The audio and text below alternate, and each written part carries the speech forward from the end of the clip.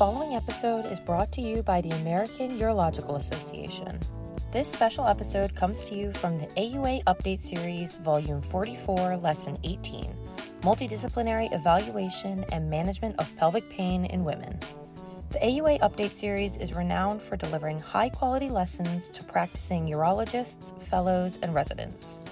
All content is developed by internationally recognized experts in urology, making the AUA Update Series the most professional and sought-after self-study program available. Improve your practice and patient care by staying abreast of the latest treatments and surgical techniques in urology. AUA Update Series, Volume 44, Lesson 18, Multidisciplinary Evaluation and Management of Pelvic Pain in Women. Authors: Miklos Romiks, M.D., Ph.D., FEBU, and Elise J.B. Day, M.D., FACS. Contributors: Nucelio Limos, M.D., Ph.D., Deba Day, B.S., Lindsay C. McKernan, Ph.D., M.Ph., Sijo Parakatil, M.D., Rachel S. Rubin, M.D., Elizabeth Shelley, PT, DPT, WCS, BCB, PMD, Daniel Milanovic, M.D., Laurent Debasi, M.D., Janos Bureau, M.D., Peter Onodi, M.D., Hal David Martin, D.O., Dusty Ann Miller, PT, MS, WCS, CYT, Shreya Patel, B.S., Marina Russo, M.D., and Sayantan Deb, M.D. Introduction: Prevalence and quality of life impact of pelvic pain. Chronic pelvic pain affects 5.7% to 26.6% of females and 2% to 16% of males.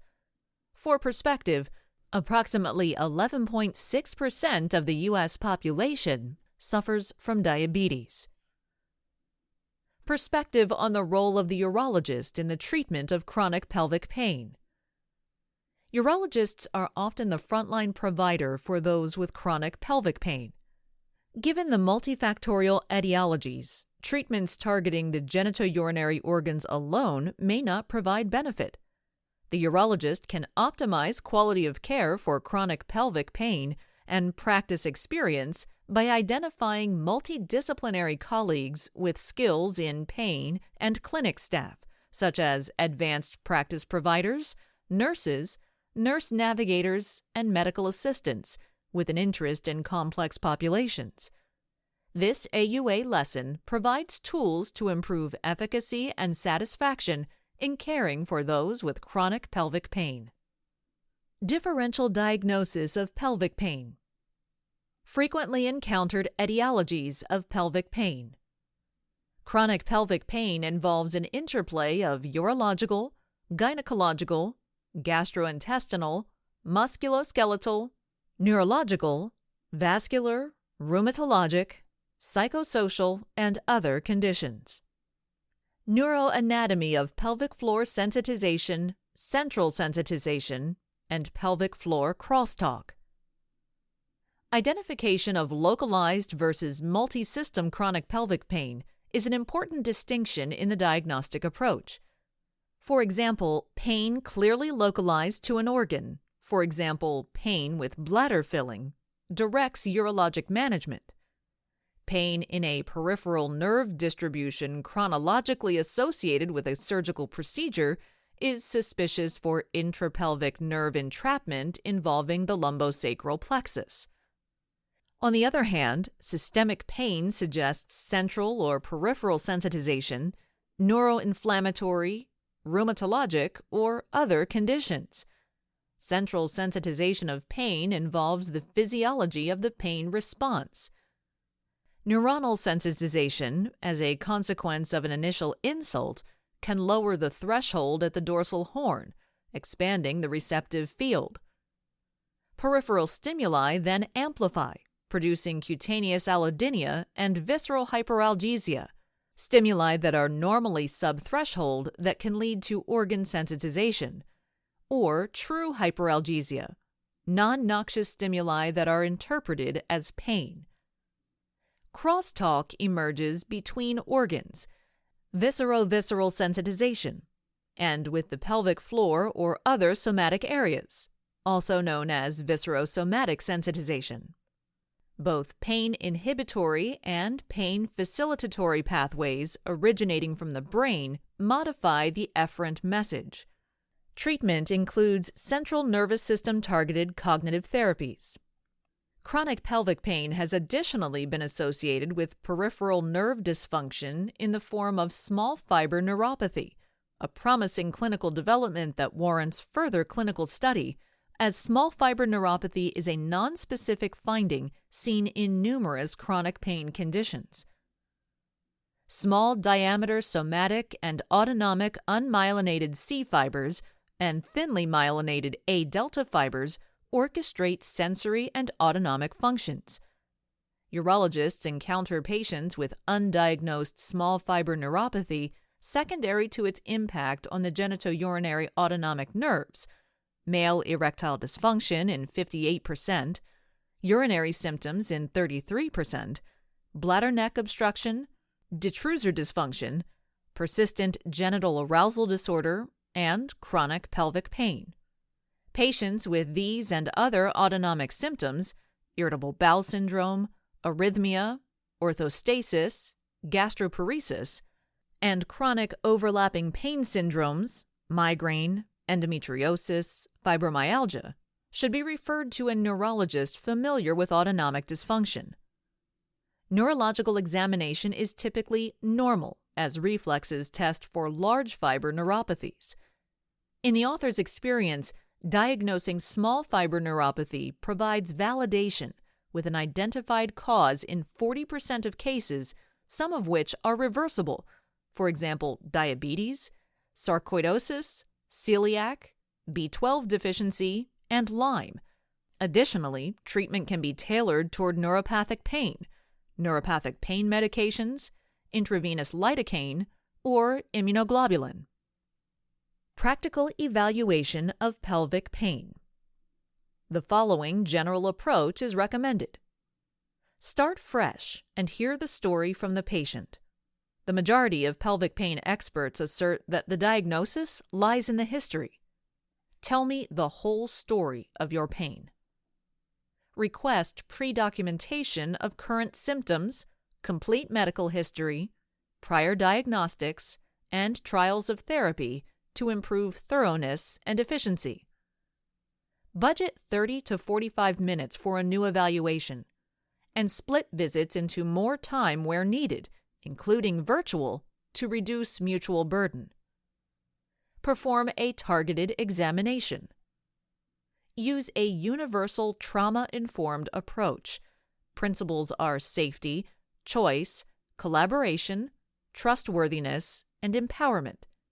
For example, an exam will help us provide the best evaluation possible, if all right with you. Is there anything you would like us to know about specific exam concerns? Resist letting the pain distract from the standard urological evaluation, for example, obstruction. Involve multidisciplinary colleagues for non-urological pain, for example, gynecology, gastroenterology, neurology, physical therapy, orthopedics, and psychology, and systematize ancillary support. The urologist is not responsible for orchestrating the spectrum of evaluation described in this lesson, but as a primary point of contact should be able to direct patients to the correct expertise. History. History is usually the key to the diagnosis. Vulvar and urethral pain following menopause suggests genitourinary syndrome of the same. Pain in the distribution of the ilioinguinal nerve after laparoscopic surgery may indicate port site nerve injury. History of dysmenorrhea, deep dyspareunia, and periovulatory pain suggests endometriosis.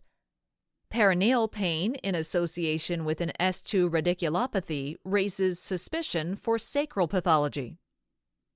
Beyond telling the story, it is impractical to take a verbal history in any complex population. The individual needs the opportunity to catalog symptoms prior to the visit. Ideally, validated measures of pain, urinary, bowel, and sexual symptoms, and a comprehensive history and catalog of prior testing and treatments are documented ahead of time. The patient should report pain location, intensity, duration, quality, time of occurrence, circumstances of onset, enhancing and easing factors, and the effect of pain on life, and should complete screening questions for hematuria, hematochezia, recurrent UTIs, sexually transmitted infection, neurological symptoms, prior surgery, and injury. Ergonomics should be characterized and addressed early. Depression, anxiety, post-traumatic stress disorder, and catastrophizing are relevant psychological factors to document. Neurological symptoms and signs predict objective neurological contributors in patients with chronic pelvic pain. The primary care provider can help with screening, or the urologist can refer directly to neurology. In our subspecialty practice, chronic pelvic pain patients who screen positive for the following points undergo comprehensive evaluation with neurology. Pain, for example, allopathic, tingling, hyperesthesia, shocking, sensory disturbance, or weakness referable to a specific nerve root dermatome or peripheral nerve distribution, or in a pattern consistent with a central nervous system etiology. Combination bladder, bowel, sexual, or pain symptoms referable to lumbosacral spine pathology. Balance or gait alteration or falls. Abnormal reflexes, sensation, or weakness on cursory neurological examination. Upper motor neuron findings, neurogenic detrusor overactivity or detrusor external sphincter dyssynergia, or explained hypotonia on urodynamic testing, or evidence of autonomic dysfunction and/or chronic overlapping pain syndromes. 73% of our subspecialty chronic pelvic pain patients who screened positive for neurologic concerns were confirmed to have an objective neurologic diagnosis. We, therefore, recommend that the urologist or the primary care provider refers to neurology if screening is positive. Physical examination. Abdominal and genitourinary examination should always be offered as part of the evaluation. High-tone pelvic floor muscle dysfunction with pain is common in chronic pelvic pain, is easy to identify by palpation during pelvic examination, and, if present, should be treated by a trained pelvic floor physical therapist concurrent with urologic evaluation and management. A more detailed examination should be targeted specific to presentation, referring outside the specialty where appropriate. For example, if lichen sclerosus is suspected with vulvar irregularity noted. Office tests. Those presenting to a urologist's office with pelvic pain should undergo urinalysis and assessment of post-void urine residual volume. Cystoscopy. Cystoscopy should be performed in the setting of hematuria or refractory lower urinary tract symptoms or bladder or urethral pain to seek malignancy. Recurrent UTI is a relative indication. If Hunner's ulcer is present, surgical management becomes an option. Stricture, tight bladder neck, trabeculation due to obstruction or neurogenic overactivity, stone, fistula, eroded sling, and obstruction due to sling, bladder neck, or prostate can be identified to guide management. Urodynamics. Urodynamics can identify treatable contributors. Urodynamics should be offered to those with elevated post-void urine residual volume, refractory pain referable to the bladder or urethra surrounding voiding, relevant neurological disease or symptoms, and suspicion of obstruction. Hafez observed that many patients with chronic pelvic pain syndrome showed signs of functional obstruction at the level of the bladder neck and a high sensitivity during filling cystometry. Similar findings were reported by Mozaffarpour et al. In the small fiber neuropathy population. Laboratory assessment. Vaginitis should trigger evaluation for yeast, bacterial vaginosis, and possibly trichomonas. Testing for sexually transmitted disease is tailored to symptoms and exposure.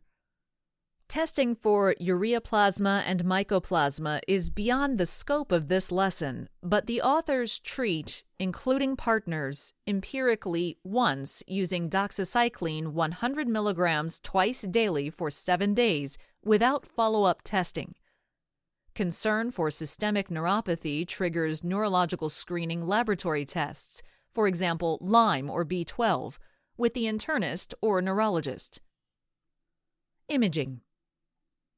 Imaging is applied based on suspicion. As examples, ultrasound is typically used for ovarian cysts and vaginal mesh. CT scan is used for distal ureteric stone or tumor, and MRI is used for urethral diverticulum, some cases of endometriosis, and spinal abnormalities. Cross-sectional imaging should be considered if not previously performed in a person with non-resolving pelvic pain, advising expectation of low yield, or in whom other indications, for example, hematuria or sudden onset flank pain, exist. Hydrodistension.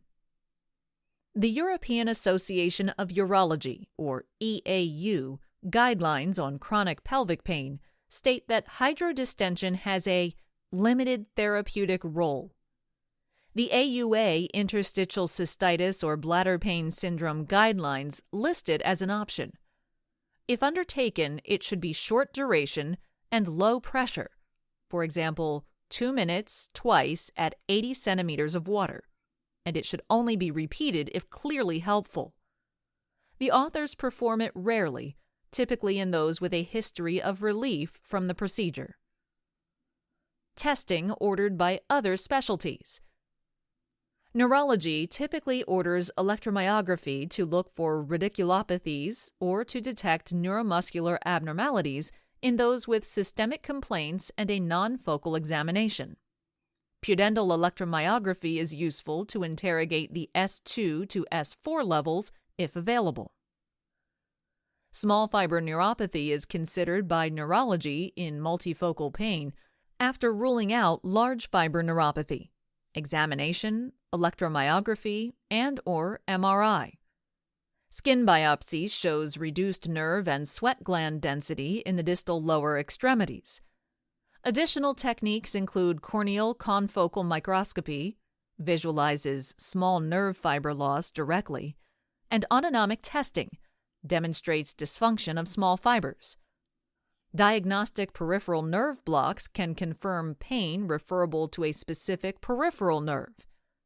Diagnostic laparoscopy has not shown benefit in general and should be reserved for directed application, for example, in treatment of known endometriosis or adhesions. In anorectal pain, anorectal manometry evaluates the coordination of the rectum and pelvic floor muscles using a pressurized balloon. Defecography assesses anatomy during defecation with contrast in the rectum.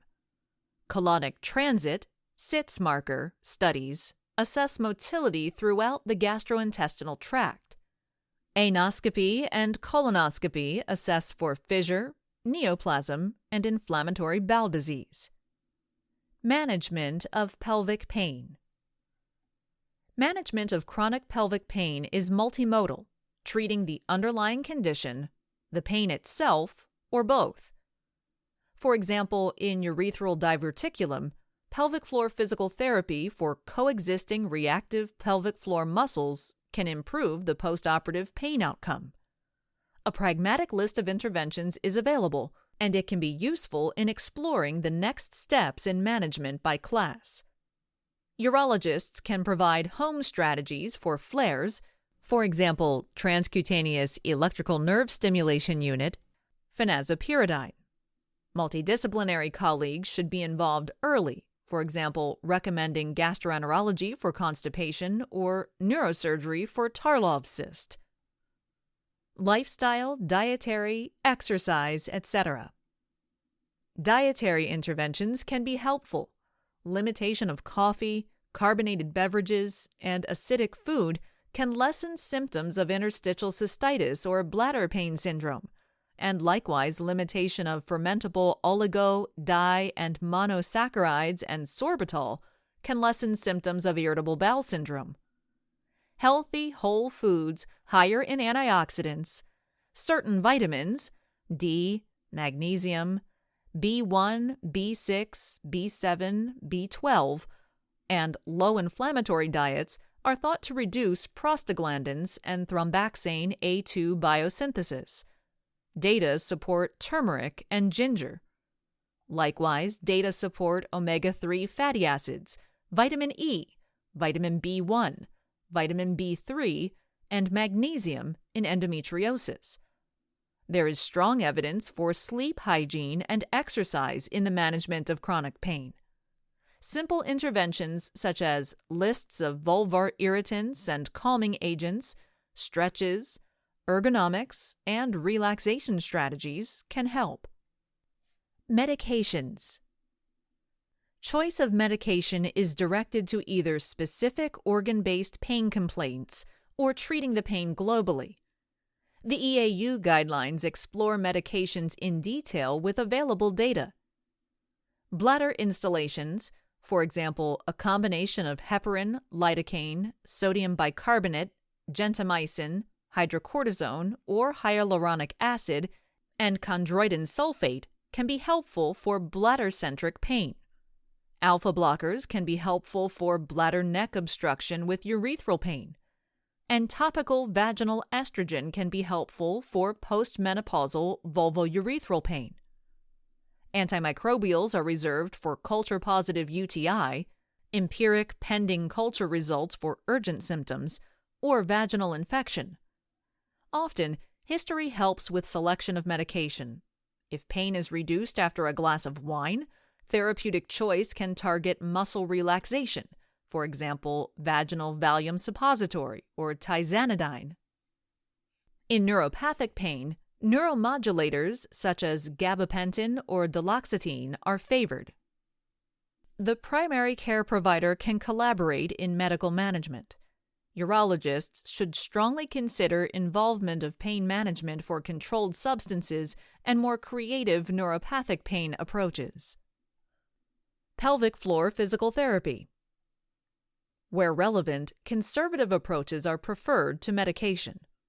Pelvic floor physical therapy interventions include manual therapy, stretching, exercise, electrotherapeutic tools, and wands.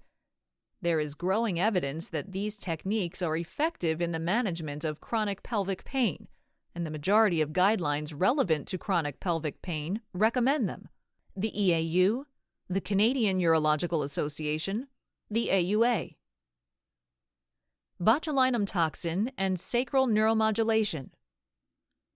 Neither botulinum toxin nor sacral neuromodulation are Food and Drug Administration approved for treatment of chronic pelvic pain, but they are used commonly for chronic pelvic pain in association with lower urinary tract symptoms, and are cited in multiple guidelines relevant to chronic pelvic pain and interstitial cystitis or bladder pain syndrome. When offering botulinum toxin to the bladder, bladder neck or other obstruction should be considered and targeted instead if present. Botulinum to the pelvic floor muscles can significantly improve pain and quality of life, but patient selection and technique are not standardized. Consider it in those with pelvic floor tension myalgia refractory to pelvic floor physical therapy. Insurers recognize the indications focal dystonia and myofasciitis. Sacral neuromodulation has been effective in chronic pelvic pain with an implantation rate of 64.3% and a 4.6-point pain reduction on a 10-point visual analog scale. It is the author's experience that chronic pelvic pain is a heterogeneous population and that patient selection for sacral neuromodulation needs further study. Other interventions. Surgical interventions are directed towards specific diagnoses, for example, addressing an obstructing sling, nerve de-entrapment, nutcracker syndrome, or spinal detethering. Nerve blocks can have a therapeutic role in addition to their diagnostic benefit. Alternative therapies, such as acupuncture and massage, can be useful adjuncts. Using the brain to treat the pain. Behavioral health strategies have been proven to reduce pain and should be offered as a standard component of multimodal therapy. Many of the mechanisms for chronification of pain are based within the central nervous system. The urologist has essential psychological roles in validation of the pain as real, reduction of diagnostic uncertainty, provision of multimodal strategies for the pain, and normalization of psychology in the therapeutic approach. Cognitive behavioral therapy is a treatment that focuses on developing coping strategies or skills to help respond to pain symptoms and improve quality of life. For patients with a trauma history and active post-traumatic stress symptoms, trauma-focused psychotherapy may help to 1. Lessen the impact of chronic hyperarousal on symptoms, and 2. Improve treatment engagement. Awareness of underlying psychiatric diagnoses and psychosocial factors is important in management. The urologist can refer via institutional collaboration, primary care support, or providing online self-referral resources. Refractory cases. The urologist can help refractory patients by introducing professional websites and online support groups and involving pain management colleagues who may use mind-body strategies, spinal stimulators or pumps, intravenous lidocaine, and other approaches to reduce pain and improve quality of life. Conclusion. Chronic pelvic pain is a complex condition with hundreds of etiologies and contributors. It is a challenging but gratifying condition to treat. An organized approach including a pre-documented history, the patient story, targeted physical examination, a catalog of prior trials, and directed diagnostics or interventions usually results in improvement. The urologist will experience optimal efficacy and satisfaction working in multidisciplinary collaboration with other specialists. Patient engagement with curated resources can improve outcomes and experience. Did you know? Chronic pelvic pain is common. Prevalence compares to diabetes and hypertension. The history is the most important element in assessment. Careful anamnesis and physical examination will establish the diagnosis in the majority of patients. Diagnostics should be oriented to confirm a specific diagnostic suspicion. Chronic pelvic pain is often multifactorial, involving an interplay of urological, gynecological, gastrointestinal, musculoskeletal, neurological, vascular, rheumatologic, psychosocial, and other conditions. Multidisciplinary colleagues should be involved early in the process.